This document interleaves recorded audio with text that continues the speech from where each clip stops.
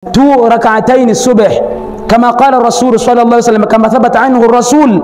The messenger said ركعتين قبل الصبح, 2 units of prayer before the farad subuhi prayer. The messenger said خير, they are greater, يعني أفضل من الدنيا وما فيها.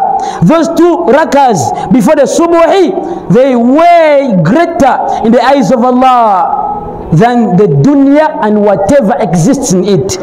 Now why do you hate one another for the dunya things, when just 2 rakas of sunnah, not even farad? Now what about the farad, my brother, my sister?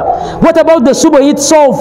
What about the dhuhr? What about the asr? The messenger said rak'ataini, just 2 units before they are sunnah, they weigh greater in the eyes of Allah more than the dunya and whatever exists in it.